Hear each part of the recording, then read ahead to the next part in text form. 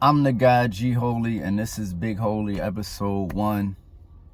Why I took my music off streaming.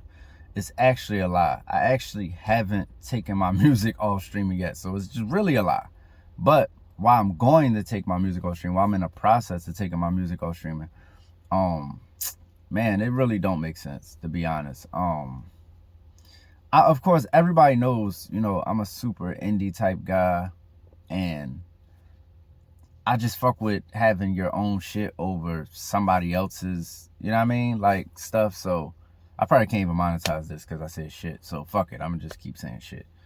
And yeah, I don't rock with it. But if it made sense, I would do it. Here's the problem with streaming. Spotify lets you see probably a lot more data than Apple. But all right, so let me tell you my experience. My experience is I realized that playlisting was like being on a mixtape. So the only way you could really get traction on streaming is to be playlisted. It's no other way. Like, you're going to tell your few homies that your stuff is out, and they're going to be like, cool, and it might be 100 of them to check it out. They're not going to share it. They're not going to do shit. So it's just going to sit there with 100 plays, if you don't have some type of playlisting, you know what I mean, some type of way to get to the people. And because most streams, if you don't know, most streams just come from autoplay, you know what I mean? So whatever plays next, that's why algorithm is so important.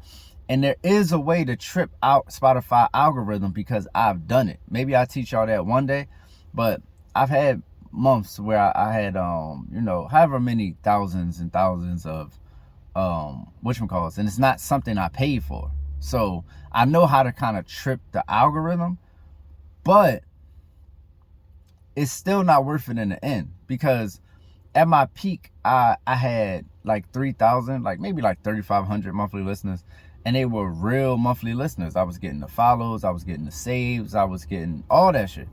And I was even getting the follows on social media. Like, they'd come be like, yo, I checked you out. I found you on Spotify.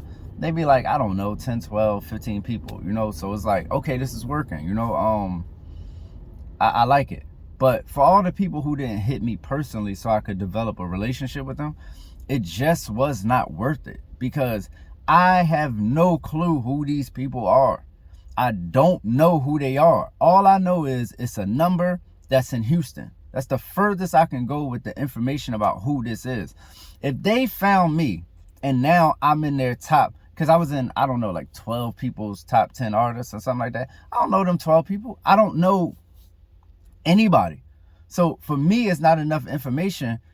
And it's like I'm throwing rocks at the wind. It's like, these people, they come find me, or they find me through the algorithm, and they play me, and they like, yeah, that's cool, I would like some more of that. But I'm still just one artist of probably 100 that they've done that with. And now I'm just lost in the sauce. The algorithm moves on and I'm just stuck with, I had somebody listen to my music in Houston one time. That's all I get. I need to know the person's name. I need to know, yo, this is Alfonso Ribeiro. Shout out to Colin. This is Alfonso Ribeiro who's listening to your music. His other interest is this. He's aged this. He do this. I need to know the specifics, so that I need a nigga email. You know what I'm saying? So I can say, I'm having a show. Would you like to come? Yo, I got you. Look, you could, when you direct the consumer, you can get the consumer all kind of ways, because you not only what make them tick, but you also just got all the information. So it's like, yo, email a nigga, yo, I see that you in Springfield. I'm coming to Springfield on Wednesday the 9th. If you come through and bring such and such amount of people, I give you this. Y'all got some merch for you. I got a chain for you. Whatever you got to do to get people in the building. But if you don't know that person personally, when you go to Springfield, even though they fuck with you, they might miss you. And that's what I don't fuck with about streaming. I'm like, yo, because it got me hyped. Like, look, here's the thing. I never had no numbers on streaming before I employed these methods, because I'm just one of 80 million artists that put out a song. So it's like, my crew knew, my people, my fans that been fucking with me for a long time knew, and they ran it up for me. You know what I'm saying? My Apple Music was run up, my Spotify was run up, but it wasn't until I implemented those methods. Now it's going up. So this is what's fucking me up, because now I think I'm lit. I'm like, I got 3,500 motherfuckers that listen to my shit this month. This is crazy. But little do I know, these are people who are fans of the playlist that they listening to. You know, they might save you, they might follow you, but that shit don't even mean nothing. These are people who discover new music all the time. They like new artist junkies. They'll move on to another new, you know what I'm saying? So without the machine and the big promotion where you can scale that to like draw in a few fans, then you're just gonna run out of steam to get these people in the pot, and you're just gonna go back down to 40 monthly listeners. It's just gonna happen that way. If you don't keep feeding the system, then the system forget about you and the algorithm moves on. It happens all the time. So I'm like, for me, I'd rather, like, look, I just put up a freestyle, like a J. Cole, I think Secret Recipe freestyle. Maybe got like 100 plays on YouTube. Who knows? I don't even check, right? But on my Bandcamp, when I put it on my Bandcamp, I instantly made, like, I didn't even make a price for it, but I instantly made like $15, $20, right? And I'm thinking to myself, like, this is a freestyle. And I just said, yo, go buy my freestyle. I just made a dub. And I'm like, dog, in all my time streaming, with my thousands and thousands of streams, I probably made $150. I'm talking about this over like 3 years. You feel what I'm saying? So I'm like, I could keep playing over here and not know who the fuck is even listening to me and making a little teeny ass bit of money, or I could really get this $20 to scale, because I could put out a freestyle a week. You get what I'm saying? Now I'm making 20 a week. I could put a freestyle a day. You feel what I'm saying? Now I'm making 100 a week. I can scale that, and I can control it, and I can see exactly who the person is, and I could always be in contact with them, and I could always solicit them for whatever I'm doing next. Because if a nigga is a fan of you, they a fan of you. They'll buy a motherfucking book from you, which I got coming. They'll buy a motherfucking chain from you, which I am sending out to my niggas that really fuck with me. Dream Team, shout out. And Dream Team forever. And whatever else I'm doing, I can sell them on it. But if that motherfucker not... See, here's the thing. Your super fans is always going to support. But what about the people who would be a super fan, but you don't even know who the fuck they is? You can't even, like, hit a nigga up. And see, that's the thing about... I come from rapping in person, right? So I know who fuck with me, because when they see me at the corner store, they're going to say they fuck with me. You know what I'm saying? When I was, like, you know, just now getting super hot around my way, I would walk outside and feel the love. You don't even gotta be a specific person. You can walk outside and just feel the love in the air and be like, niggas fucking with me right now. You feel what I'm saying? So I already know if I throw up, yo, because I had a little show where I was supposed to open up for DMX. Never happened. Something happened in my throat. Whatever. But I put the shit at the corner store. I put a poster up at the corner store. You feel what I'm saying? Niggas hitting my phone. Yo, I'm coming through. A lot of niggas came through for me. I didn't even get to perform. But what I'm saying is, I know these people. When I go to the projects and I sell my CD for $5 at a time, when I go to Blumberg projects with 60 CDs and sell most of them for $5 because niggas fuck with me, niggas buy my shirts, niggas is, you know what I'm saying? When I'm on motherfucking TBK, nigga, Wangahaga Terrace, nigga, Pen and Magnolia, and I come out the house and niggas rapping and they come get me, I know niggas fuck with me.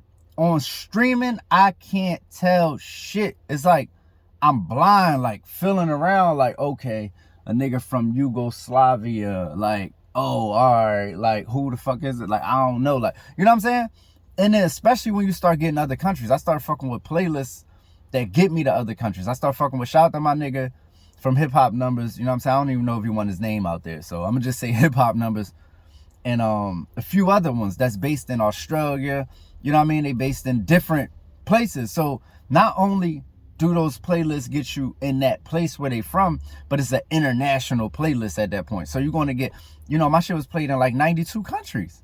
So I'm like, I'm in 92 countries that I can't even take advantage of. I'd rather just have who I got and just fuck with them all day. Had them spend, you know, $500 a year with me rather than try to chase a ghost that I could never find out because they got all the data. I can't do it, dog. I need the data. I need to be able to know who these motherfuckers is. So that's why I took my shit off streaming, man. I can't play that game. You're not gonna have me feeling around in the dark trying to, oh, Atlanta, oh, like 25 plays from Atlanta, like, oh, I wonder who that is. Like, fuck that shit, man. You know what I'm saying? I'm cool on that. So my shit, you ain't never gonna be able to find my shit on streaming. Guess what?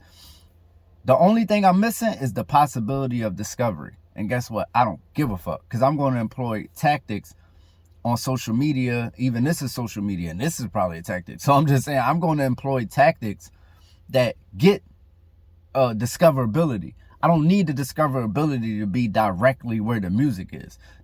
I could have a vertical to the music from somewhere else. So I'm not even worried about that. So moving forward, this Big Holy tape that's dropping, that shit only gonna be on streaming. Niggas gonna fuck with me on my Bandcamp, because niggas been fucking with me on my Bandcamp.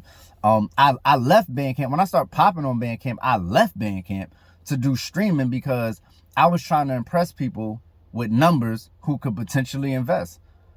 It happens. But now I'm back to like, let's get the money. Fuck all that. Let's get the money. That's why I didn't put out a rap from 2018 to 2021, because I couldn't figure out how to get the money. I'm used to selling my shit on CDs. Nobody got CD, everybody got streaming. How do I get the money? All right, Bandcamp. You know what I'm saying? Then I start playing the numbers game. Fuck them numbers. I don't give a fuck. I don't care what you think my numbers look like. Nigga, 25 views, all that shit. Cool. Niggas fuck with me in real life. When I drop my shit, I'm going to have $1,000 in my pocket from people who know me and fuck with me. This is guaranteed. This always happens.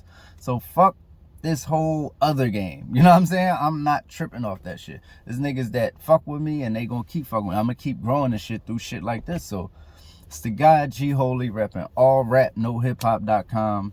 That should be up soon. You know what I'm saying? And Big Holy, man. Big Holy is dropping, man. 4 tracks.